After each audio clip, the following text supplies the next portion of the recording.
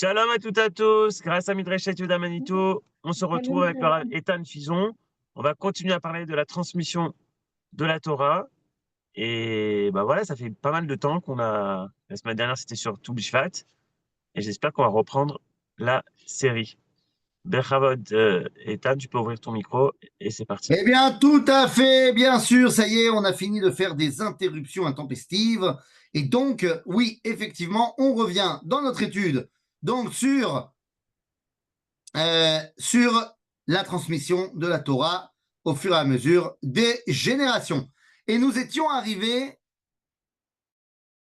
si je ne me trompe, on a été arrivé juste après la guerre de Bar Korva. On est arrivé juste après la guerre de Bar Korva et la guerre de Bar Korva marque un véritable tournant dans l'histoire juive. Quel est ce tournant dans l'histoire juive? Eh bien, c'est que maintenant, alors on avait déjà eu un tournant énorme après la destruction du deuxième Beth Amikdash, ça évidemment. Mais on va dire que après la destruction du premier Beth Amikdash, eh bien, l'Empire romain n'était pas aussi puissant qu'il l'est maintenant. Et deux, il y avait encore des Juifs qui étaient à Jérusalem. Après la guerre de Bar Korva, d'abord, les Romains sont véritablement les patrons de l'univers. Ils n'ont jamais été aussi forts qu'à ce moment-là. Et deux, il n'y a plus de Juifs à Jérusalem. Jérusalem a été transformée en ville romaine. Elle est devenue Aelia Capitolina. Le pays ne s'appelle plus la Judée, il s'appelle la Palestine. C'est à ce moment-là que ça commence, en l'an 135. Et le patron de toute la Torah, Rabbi Akiva, a été tué. Ce qui veut dire que maintenant, la génération de l'après Bar Korva, elle va être occupée à faire une chose. Comment on survit dans un monde romain? Voilà. Les rabbins maintenant doivent se poser la question, comment on va faire pérenniser la Torah dans un monde où les patrons, c'est les Romains? Ok? On avait vu que la première révolution de Rabban Yochanan ben Zakkai, c'est comment faire survivre la Torah dans un monde sans Beth Amikdash. Mais maintenant, c'est comment faire pérenniser la Torah dans un monde où la culture dominante, ce n'est plus la culture juive. Alors, vous allez me dire, attends, à l'époque, il y avait d'autres cultures. Oui, mais en Israël, on était protégés. Maintenant, le peuple juif est complètement sous la culture romaine. C'était vrai également à l'époque des Grecs. À l'époque des Grecs, il y avait déjà eu ça. Mais il y avait une différence à l'époque des Grecs. C'est que soit on était à l'époque de Alexandre le Grand, et donc on n'avait pas encore vraiment l'influence de cette culture-là. Et ensuite, une fois que les Grecs se sont imposés, eh bien, en fait, pendant 100 ans, il y a eu 150 ans même, une culture grecque qui était prépondérante, mais c'était cool. Ils étaient sympas avec nous. Alors que là, les Romains, ils nous aiment pas. C'est-à-dire que non seulement tu dois faire face à une culture étrangère énorme, mais en plus une culture qui n'a aucun respect pour toi. Comment on fait pour exprimer son judaïsme à ce moment-là? Chez les Grecs, tu pouvais aller au Beth Midrash et à la synagogue. Juste que eux, ils avaient fait un gymnase à côté. Ils t'empêchaient pas d'aller à la synagogue. C'est juste, ils te disaient, oh, tu es le bienvenu au gymnase. Mais les Romains, eux, tu sens l'antisémitisme. Alors comment on fait dans un monde comme celui-là? Eh bien, les trois personnages qui vont se poser cette question-là sont les élèves de Rabbi Akiva. Alors, c'est qui les élèves de Rabbi Akiva? On a le moins connu, Rabbi Lazar ben Shamoua, mais on va dire le quatuor de tête, c'est Rabbi Meir Baalanes, le fameux Rabbi Meir. Ensuite, on a Rabbi Shimon Bar Yochai, Rashbi. Ensuite, on a Rabbi Yossi Agelili et Rabbi Yehuda Barilai. Ok? Ce sont les quatre quatuors qui sont les élèves de Rabbi Akiva et qui vont transmettre la Torah. On retrouvera Rabbi Shimon, Rabbi Yehuda et Rabbi Yossi discuter de quelle doit être notre relation aujourd'hui avec les Romains. Ça y est, on a perdu la guerre, la question n'est plus de savoir si on va se battre contre les Romains ou pas, on a perdu. Alors comment est-ce qu'il faut accepter ou pas accepter les Romains? Eh bien, Rabbi Yehuda est pragmatique. Rabbi Yehuda, il dit, écoute, finalement, ils ont quand même fait sacrément de choses. Et parmi toutes les choses qu'ils ont fait, les Romains, ben, il n'y a pas que du mauvais. Regarde, c'est quand même vachement mieux de se balader dans des routes faites par les Romains que dans les chemins boueux qu'on empruntait avant. Et leur réseau de routes, ben, on peut aller jusqu'à Rome, c'est fantastique. Et puis, les Romains, c'est quand même vachement mieux d'aller au therme pour se laver plutôt que d'aller au fleuve. Et puis les Romains, ils ont mis en place des marchés ordonnés. Franchement, la vie sous l'ambiance romaine, c'est quand même vachement plus confortable que ce qu'on avait avant. Donc ils ont fait des choses bien. Rabbi aussi, il se tait. Je ne prends pas position. Et Rabbi Shimon Bar Yochai, il dit,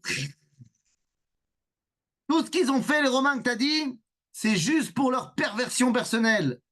Ils ont mis des routes, c'est pour pouvoir mettre des impôts. Avant, on pouvait se balader et les routes, elles appartenaient à tout le monde. Maintenant, non.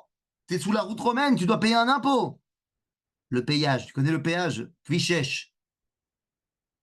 Et puis, ils ont fait des termes. Ben oui, mais ça, c'est parce qu'ils aiment se balader à poil toute la journée. Et puis, ils ont mis des marchés. C'est pour pouvoir mieux mettre en avant leurs prostituées. Bon, ben, il semblerait que Rabbi Shimon Bar Yochai, il n'est pas très fan des Romains. Et la question est, qui a raison?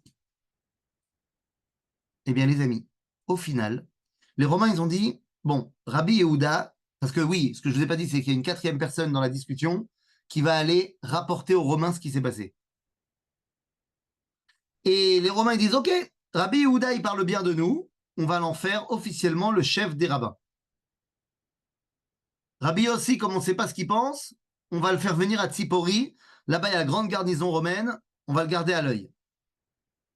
Et Rabbi Shimon Bar Yochai, on met des posters dans tout le pays, wanted, mort ou vif, comme dans les westerns.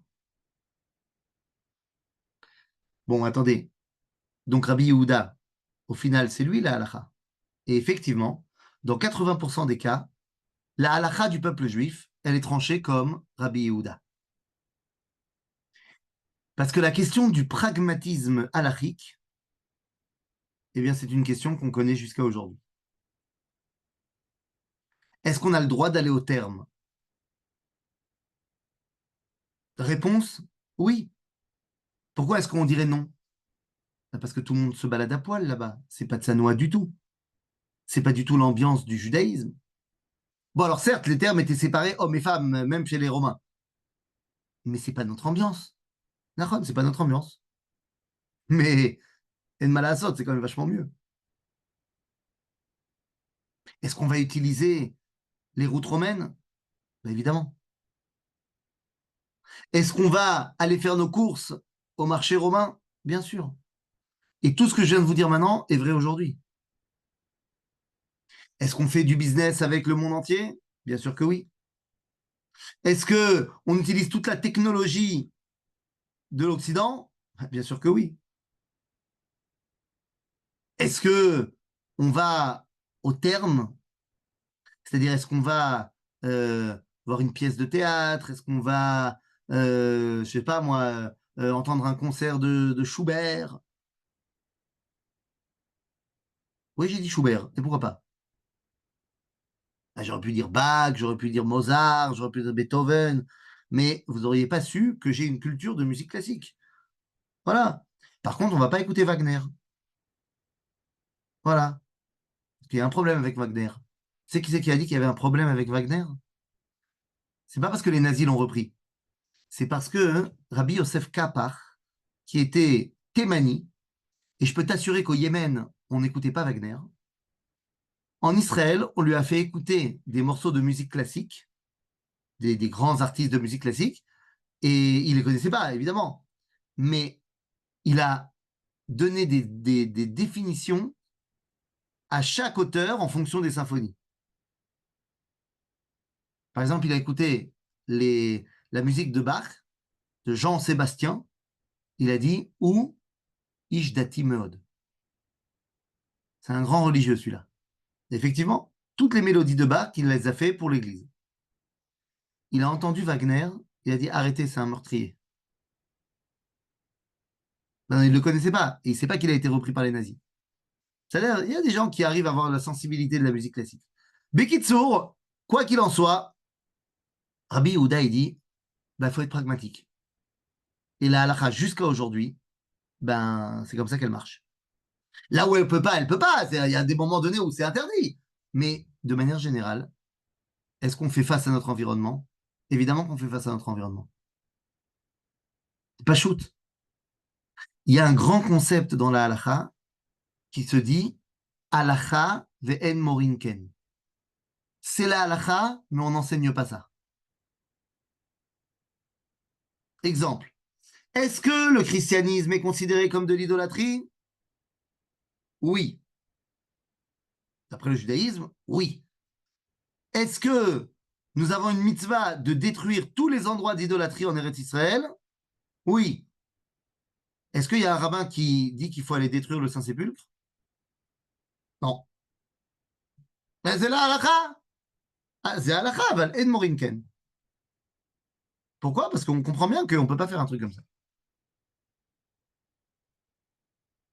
Donc, Rabbi Yehuda, il lance une nouvelle réalité.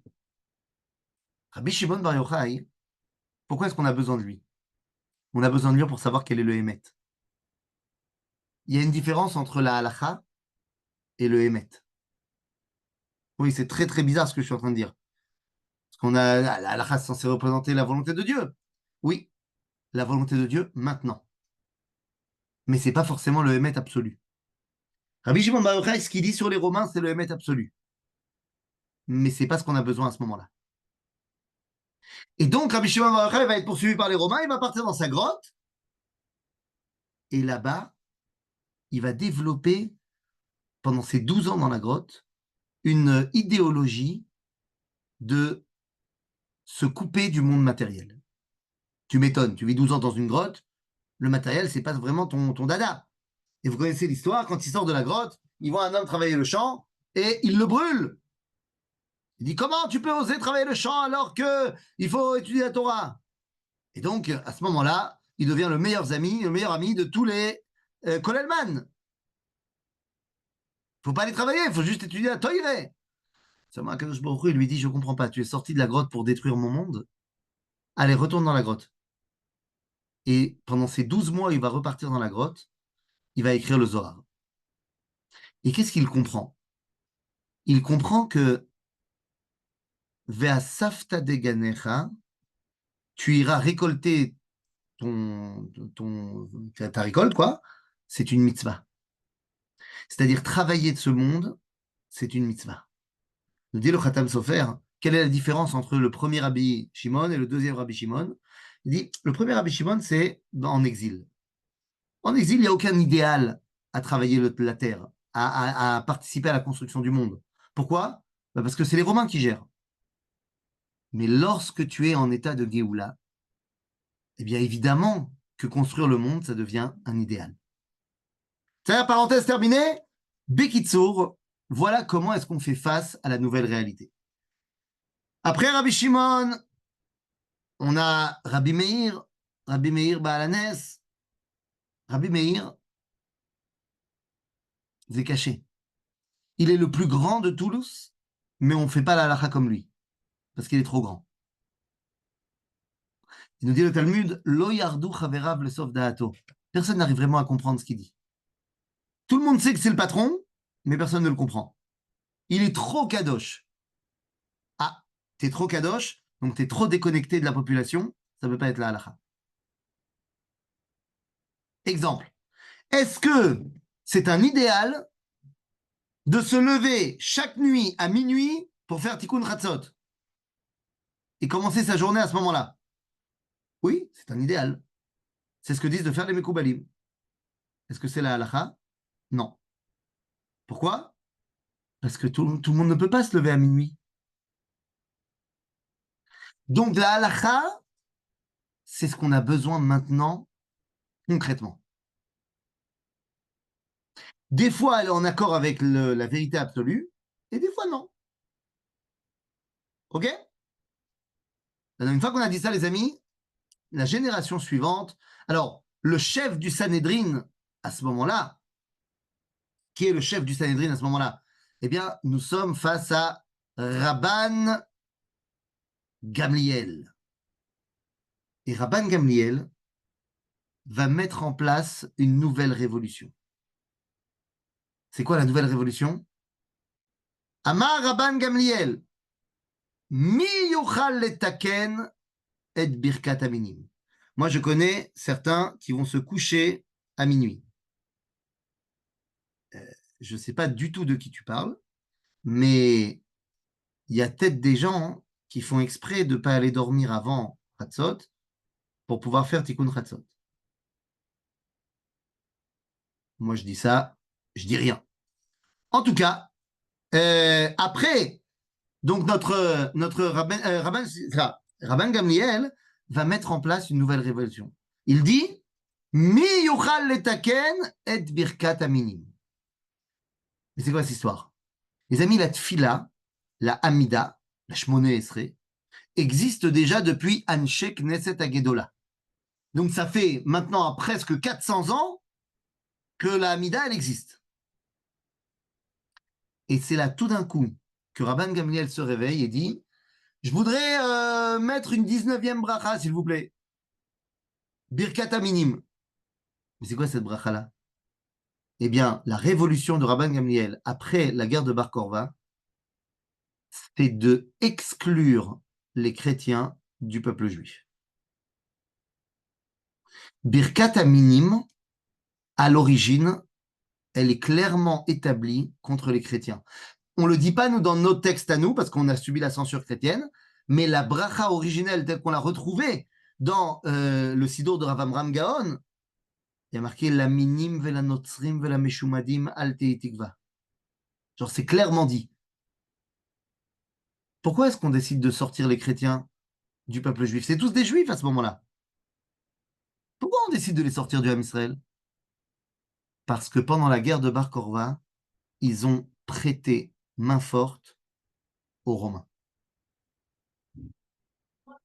C'est un groupe qui ne voulait pas se battre contre les Romains. Très bien. Mais ils sont devenus des délateurs, ils sont devenus des informateurs pour dire aux Romains où les Juifs se cachaient. Hop, hop, hop. Écoute-moi bien, mon ami. Tu te trompes et tu penses que ton rabbi, c'est le Mashiach, c'est pas grave. Ça fait pas de toi quelqu'un qui sort du peuple juif. Mais tu prêtes main forte au Hamas. Tu deviens un informateur du Hamas pour l'aider à faire le 7 octobre. Tu fais plus partie du peuple juif. Terminé. Et donc, eh bien, Rabban Gamliel va sortir les premiers chrétiens du Ham Israël. Birkat Aminim va faire en sorte tout simplement, comment ça il va les sortir? Il ne va pas les sortir physiquement. Mais vu que maintenant, dans toutes les synagogues, 3 fois par jour, on prie pour l'annihilation des chrétiens, ben un mec qui est chrétien, il ne vient plus prier là. Et donc, de facto, ça a mis en place la séparation avec le peuple juif. C'est à ce moment-là que Paul arrive et il va changer, enfin, il va finir de sortir les chrétiens du judaïsme lorsqu'il va décréter qu'on ne doit plus faire les mitzvot. Et lorsque Paul décide d'annuler les mitzvot, c'est terminé, le christianisme se détache du judaïsme et ils ne vont plus jamais se retrouver. C'est-à-dire, tout ça, ça se passe au IIe siècle. Tov. Bon alors, comment ça continue cette histoire? Eh bien, pendant les 50, 60 années qui suivent, ben, on se traîne. Voilà, on continue. Rabban Gamliel a un fils qui s'appelle Rabban Shimon ben Gamliel Hasheni. Et ensuite, on a un deuxième fils, un autre fils qui s'appelle Rabban Gamliel Hasheni. Et Rabban Gamliel, il a un fils qui s'appelle Rabbi Yehuda Anassi. Rabbi Yehuda Anassi, nous sommes dans les années 200. Et Rabbi Yehuda Anassi devient Nassi à Sanhedrin. Et il va faire la plus grande révolution de la Torah orale qui ait jamais eu lieu jusqu'à maintenant, enfin jusqu'à son époque. Rabbi Yehuda Anassi, d'abord, il faut savoir que la question de savoir si on est en contact, si on est en contradiction avec les Romains ou pas, ce n'est plus une question, on a dit. Ça y est, c'est acté que les Romains, c'est les patrons du monde. Rabbi Yehuda Anassi est un ami intime de César. Et le César en question, semble-t-il qu'il s'agisse de Marc Aurèle, ou dans son nom en entier, Marcus Aurelius Antoninus. Dans la Gemara, il est appelé Antoninus. Mais en Europe, on l'appelle Marc Aurèle. En fait, il avait les trois noms, Marcus Aurelius Antoninus. Ils sont amis intimes. Si bien que Rashi, lorsqu'il veut expliquer le verset qu'il y a marqué Shne Goyim Bebitner, que l'ange dit à Rivka qu'elle attend 2 bébés dans son ventre, Rashi dit c'est Rabbi Antoninos. Ça veut dire que Rabbi Yehuda Anassi, il est le patron du peuple juif. Mais il n'est pas le patron politique, puisqu'il n'y a plus de peuple juif politique. Donc Rabbi Yehuda Anassi est le patron du peuple juif au niveau halachique. Zéou. Certes, il est Nassi à Sanhedrin, certes, il a un lien avec les dynasties royales du roi David, mais il n'a plus du tout de velléité politique. Le monde politique, il est dominé par Antoninus. La question ne se pose plus. Et donc, ils deviennent amis. Bon, tu me diras, c'est pas n'importe quel César. Rabbi Yehuda Anassi ne serait pas devenu copain avec Caligula. Mais Antoninus, Marcus Aurelius, eh bien, c'est un philosophe. C'est un philosophe stoïcien. Vous savez qu'à ce moment-là, il y a 2 écoles de pensée philosophique depuis longtemps. C'est pas né avec Marc Aurèle, mais il y a 2 grandes écoles de pensée philosophique quant à mon regard sur le monde. Il y a l'école des... Non, non, non, évidemment que non. Non, non, vous posez une question, là, ici, l'appellation chrétien existait avant Rabban Gamliel? Non, bien sûr que non. Bien sûr que non. L'appellation chrétien qu'on va retrouver dans la Tfila, Notzri, qu'on va retrouver dans le Talmud, c'est beaucoup plus tardif. Ok, c'est beaucoup plus tardif. À la base, on les appelle des minimes. Minime, ça veut dire une sorte. Genre un autre groupe, une autre sorte.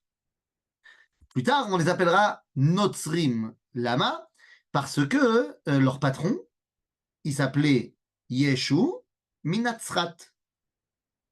Comme il s'appelait Jésus de Nazareth, Yeshu Minatzrat, eh bien on les a appelés les Notzrim. Les chrétiens, eux, ils disent qu'ils s'appellent Notzrim en hébreu, parce qu'ils sont les élèves du Netzer. Netzer, c'est-à-dire l'héritier. Ok? En français, la dimension de chrétien, c'est autre chose. La dimension de chrétien, ça veut dire qu'ils sont les élèves du Christ. Et le Christ, c'est le Mashiach. D'accord? Donc, quand tu dis Notzrim en hébreu, c'est parce que tu dis que ce sont les élèves de celui qui venait de Nazrat, de Nazareth. Quand tu dis en français chrétien, c'est que tu dis qu'ils sont les élèves du Mashiach, tel que eux ils le voyaient. Ok? Ben, c'est.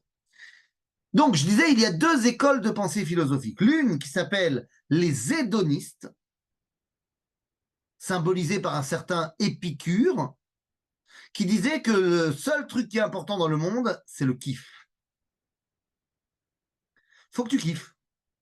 Certains épicuriens, enfin certains hédonistes étaient épicuriens, C'est-à-dire qu'il pensait que le kiff, c'est le kiff intellectuel, et certains étaient plus dans le kiff du corps. Mais ça, c'était la chita des hédonistes, il faut kiffer. L'autre chita, c'était les stoïcistes, qui, eux, prônaient le devoir. Il faut faire le bien parce que c'est ce que la morale nous demande de faire. C'est notre devoir dans le monde. Et donc, il n'y a pas vraiment de surprise que Rabbi Yehuda Hanassi, qui porte la Torah, eh bien, ils s'entendent bien avec Marcus Aurelius Antoninus, qui porte sur ses épaules le poids du devoir du monde. Ça a l'air? Ok. Qu'est-ce que ça change pour nous qui soient copains? Ben, ça change parce que, sur la demande de Rabbi Yehuda Hanassi, Marcus Aurelius va exonérer le nord d'Israël et la région de Tibériade d'impôts pour les Juifs. Pourquoi? Pour que les Juifs puissent venir à l'appel de Rabbi Yehuda Hanassi, les rabbins particulièrement, parce que Rabbi Yehuda Hanassi va mettre en place The Revolution. C'est quoi The Revolution? C'est la mise sur papier de la Torah orale.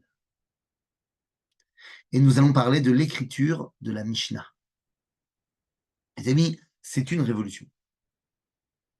Jusqu'à maintenant, comment est-ce qu'on transmet la Torah orale? Eh bien, par oral. Parce que il est interdit de mettre par écrit la Torah orale, comme il est interdit de dire par oral la Torah écrite.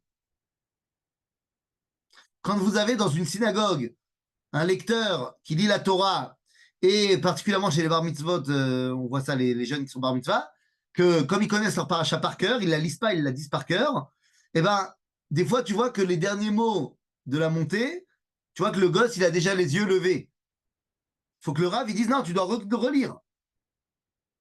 Parce que tu n'as pas le droit de dire ce qui est marqué dans Torah Shebirtav par cœur. Mais de la même chose, tu n'as pas le droit de mettre par écrit ce qui est la Torah orale. Oui, parce que comprenez bien, il y a une grande différence entre la Torah écrite et la Torah orale. Les deux ont commencé au Mont Sinaï avec Moshe, mais les deux répondent à deux objectifs complètement différents. Ne croyez pas que la Torah orale est l'explication de la Torah écrite. La Torah écrite nous explique qui on est, la Torah orale nous explique qu'est-ce qu'on fait. C'est quoi les halachot? Notre comportement. Et donc, jusqu'à maintenant, la Torah orale, elle est par orale. Et pourquoi c'est important qu'elle soit par orale? Bah, c'est très simple. Si elle est mise par écrit, elle est figée. Et elle ne peut plus être vivante. Lorsque j'écris un texte de halacha, eh bien, ne seront explicites dans ce que j'ai écrit que ce que j'ai écrit. Et donc, ça limite énormément. Alors que lorsque la transmission, elle est orale, par l'intermédiaire du rabbin vivant qui parle à un élève vivant, eh bien, ben c'est vivant. Non seulement c'est vivant, mais en plus, tu ne feras pas d'erreur de compréhension. Parce que si l'élève il n'a pas compris ce que le rabbin a dit, qu'est-ce qu'il va faire? Il va poser la question. Il va dire, qu'est-ce que tu voulais dire, Rabbi? Donc le rabbin va expliquer. Alors que si le rabbin a écrit un livre et qu'il n'est plus là, et que j'ai lu le livre et que je n'ai pas compris un truc, ben j'ai plus le rabbin pour poser la question. Alors qu'est-ce que je vais faire? Je vais écrire un autre livre pour essayer de comprendre ce qu'il y avait marqué dans le premier. Et après, il y a quelqu'un qui ne va pas comprendre. Alors il va écrire un autre livre pour essayer de comprendre ce qu'il y avait dans le deuxième, qui lui-même essaie de comprendre ce qu'il y avait dans le premier. Depuis qu'on a écrit la Mishnah il y a 1800 ans, il y a à peu près 80 000 livres qui ont été écrits pour essayer de comprendre ce que la Mishnah voulait dire. Et c'est pas une blague, hein, les 80 000 livres. Ça a l'air? Donc c'est compliqué cette histoire. Pourquoi Rabbi Yehuda Hanassi prend sur lui de chambouler le monde et de faire quelque chose qui est interdit. On n'a pas le droit de mettre par écrit. Réponse donnée par le Rambam, parce que l'exil a commencé. Et qu'on ne peut plus se réunir pour étudier et transmettre la Torah à tout le monde. Les communautés se divisent, les personnes partent au loin, et donc il faut qu'il y ait à ce moment-là un livre de référence que les gens puissent prendre avec eux. C'est ce qu'on appelle et la sot la chair et feru toratecha. Des fois, pour faire la volonté de Dieu, eh bien, il faut transgresser la parole de Dieu. Il faut transgresser la Torah. Tu n'avais pas le droit de mettre par écrit? Ouais, mais là, on n'avait pas le choix. Donc, on a mis par écrit. Et donc, la Mishnah est lancée. Vous comprenez donc que la Mishnah, on l'étudiait déjà avant Rabbi Yehuda Hanassi, mais pas oral. Ok? C'est clair? Maintenant, non seulement il écrit la Mishnah, mais il y a une autre révolution à l'intérieur de la Mishnah.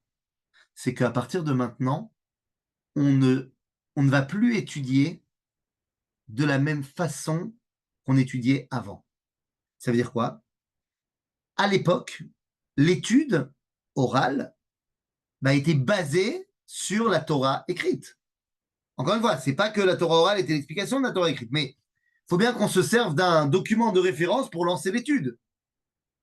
Et donc, comment est-ce qu'on étudiait? Eh bien, en suivant les versets de la Torah écrite. Par exemple, on disait ויאמר השם אל משה לאמור דבר אל בני ישראל ואמרת עליהם ועשו להם ציצית. על כנפי בגדיהם לדורותם ונתנו הציצית על כנפי תתכלת.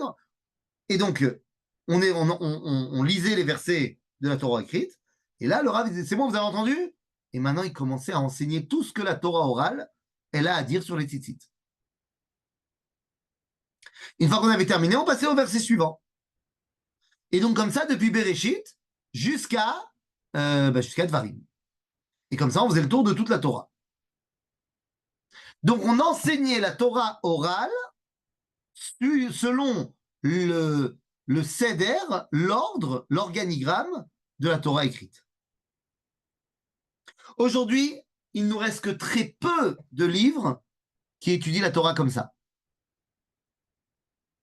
On peut retrouver le Sifra, non, d'abord la Mechilta, c'est le commentaire des Tanaïm du livre de Shemot, le Sifra, qui est le commentaire des Tanaïm du livre de Vaïkra, et le Sifri, qui est le commentaire des Tanaïm sur le livre de Bamidbar et de Dvarim.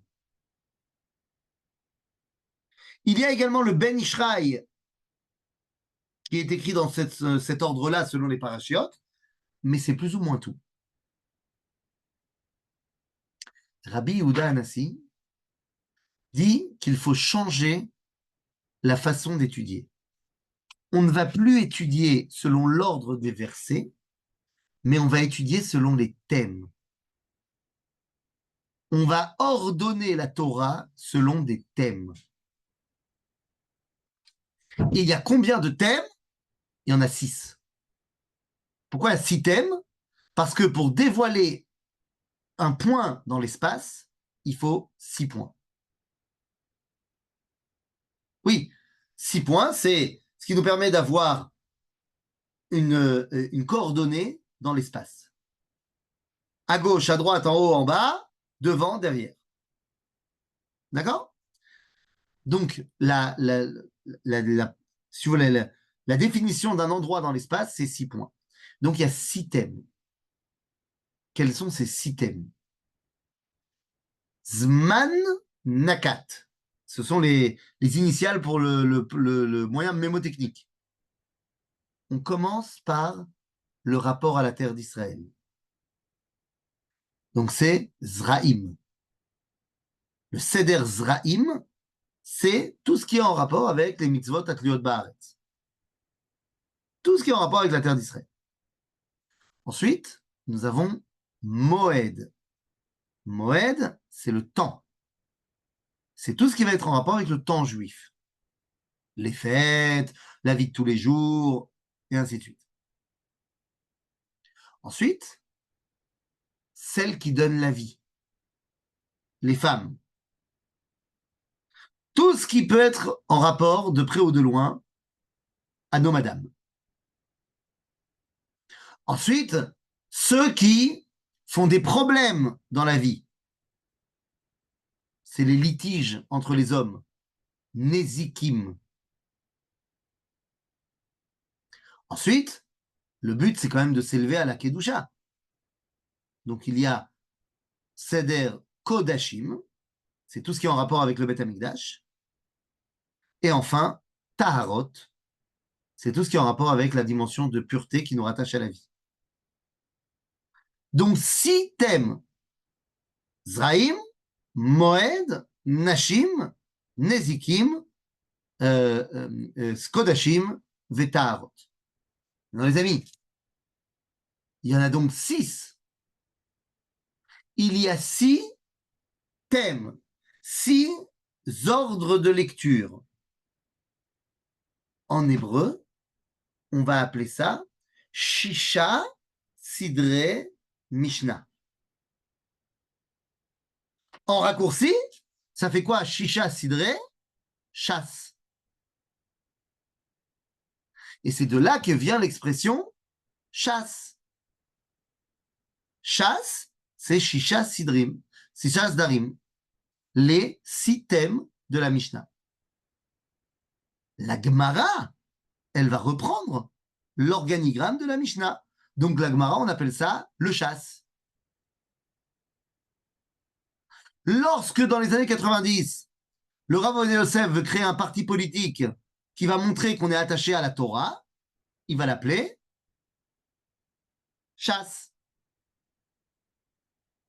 Ok, c'est de là que ça vient. D'accord? Et donc aujourd'hui, il y a plein de livres qui ont été écrits sur le modèle de la Mishnah, du chasse. Dans chaque seder, il y a plusieurs masertot, il y a plusieurs traités qui vont traiter de toutes les questions possibles et imaginables. Ok?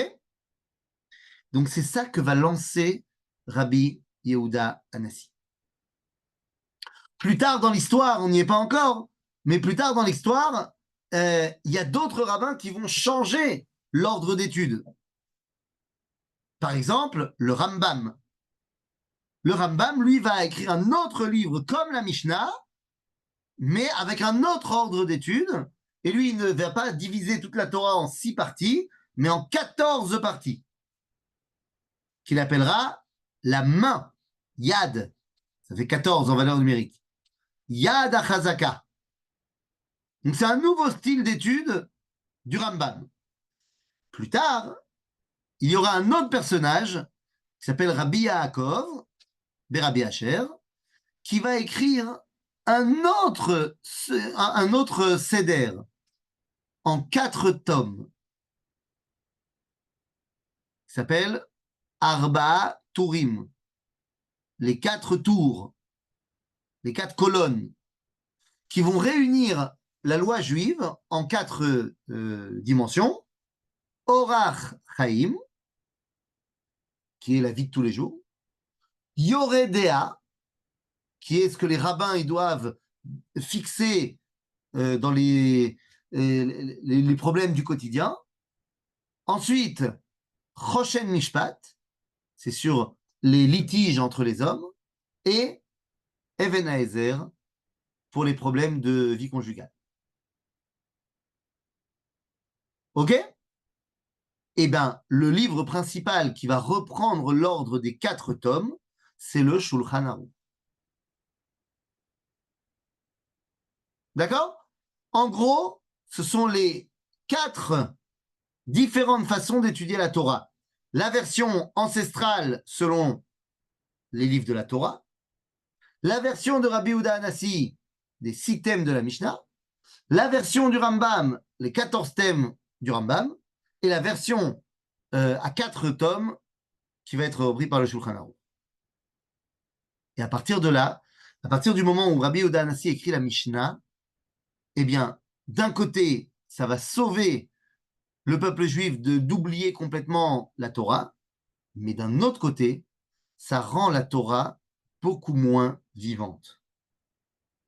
Et c'est pour ça que le Rav Anazir, le Rav David HaKohen, a dit cette phrase magnifique à propos de Rabbi Yehuda Hanassi. Il a dit Me'az shenigneza nishmat hayahadut sudra mishnata. Lorsqu'a été mis dans la Génisa l'âme du judaïsme, on a mis en place sa Mishnah. La Mishnah, c'est très technique, ok, on a le bouquin. Mais il n'y a plus la vie. Mais c'était nécessaire à cause de l'exil. Le Seider, Yofi, ça nous a amené tout ça au troisième siècle. Oui, Mishnah, ce sont les lettres de Neshama. T'aimes ça, hein, Johan? C'est la 4e fois que tu me dis ça. Que Neshama et Mishnah, ce sont les mêmes lettres, effectivement. Voilà, on est arrivé au 3e siècle. Si vous avez des questions, à vous de jouer. Yofi, Toda Rabba Ethan. Et voilà, vous pouvez ouvrir le micro et poser vos questions.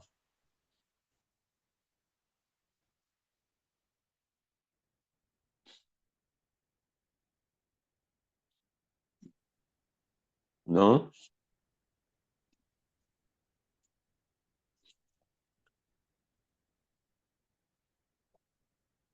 Attends, t'entends plus. On t'entend plus. Je te rallume le micro. Ok, non, mais je sais pas, Voilà. Pourquoi ça a pris autant de temps on va dire, tu as commencé le cours avec 132. Pourquoi ça a pris autant de temps jusqu'à que la Mishnah elle soit compilée? autant de temps par rapport à quoi?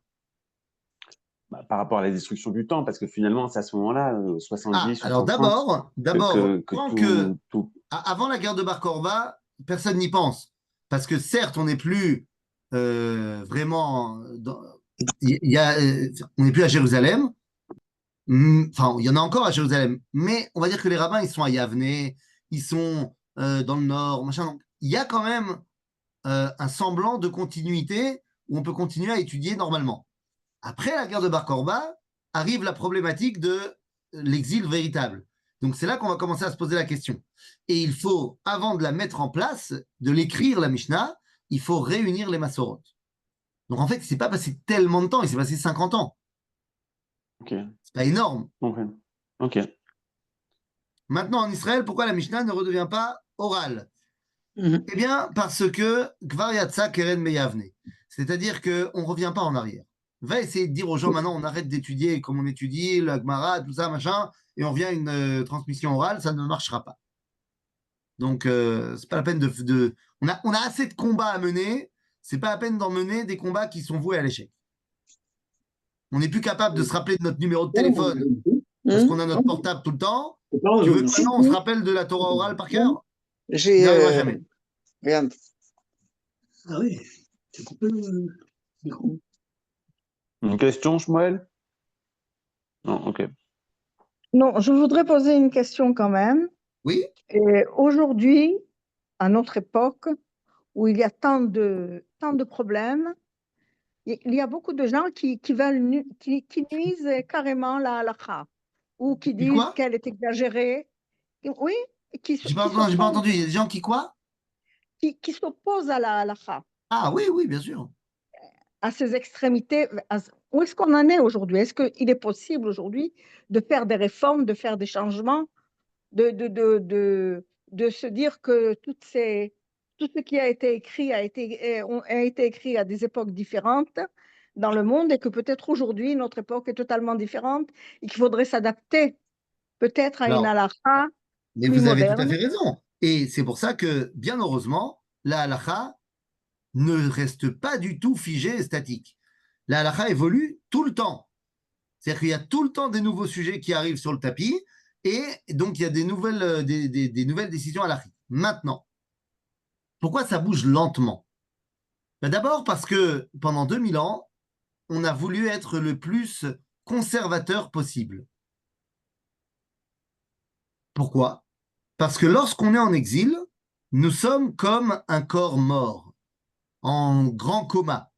Et un corps mort, si tu veux le garder, il faut surtout pas le toucher. Mais d'un autre côté, un corps qui revient à la vie, s'il ne bouge pas, il meurt. Donc, on est en train de ramener la révolution spirituelle. Ça prend du temps. Parce qu'après 2000 ans d'exil, se réveiller, ça prend du temps. Mais on va bien être obligé de se réveiller.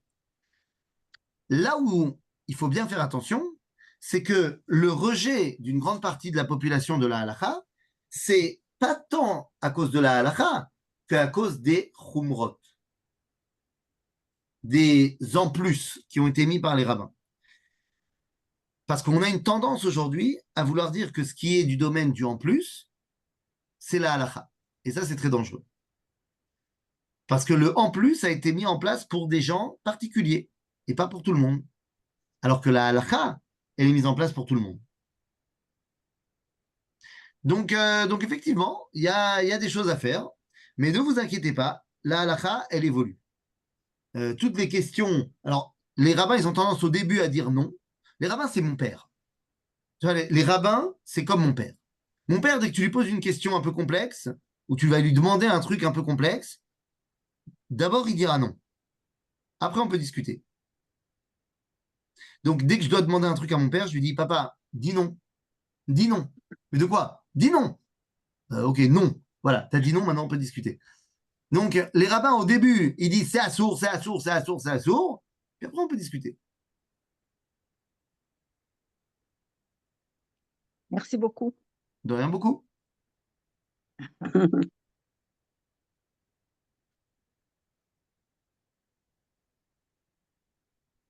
Grave? Il n'y a plus Une de question? loi orale. Ah, pardon? La loi orale n'existe plus. Ah bah aujourd'hui, on l'a tous mis par écrit. Hein. Aujourd'hui, dès qu'il y a un rabbin qui veut se faire connaître, il écrit un livre. Donc c'est reparti à zéro. On est reparti avec une seule loi. Non, ça, elle est mise par écrit, mais on l'appelle toujours la loi orale. Mais c'est vrai qu'aujourd'hui, tous les enseignements sont mis par écrit.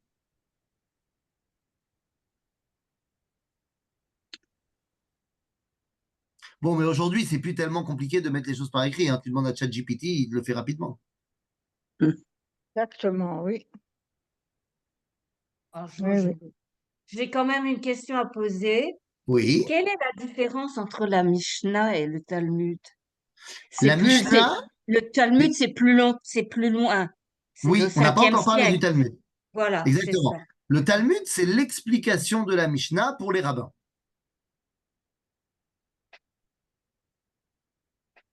Mais on en parlera prochain cours. OK? Le Talmud, c'est pas la compilation de la Gemara et de la Mishnah. Je comprends rien du tout. Oui, Je tu as comprends raison. Tu as raison que quand on dit dans le langage classique Oui, le Talmud, on englobe Mishnah et Gemara. voilà, c'est ça. Mais en vrai, Talmud, c'est tout simplement la traduction en hébreu Ah, du mot Gemara. ah, d'accord. Gemara en araméen, ça veut dire Talmud en hébreu. Ah, d'accord. Ok, là j'ai compris. Merci Qui beaucoup. veut dire on étudie. D'accord. Merci beaucoup. Voilà.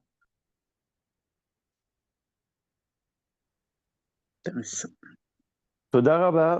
Bon, Chazak Baruch. Merci. תודה רבה, תודה רבה. Kol tov. Merci.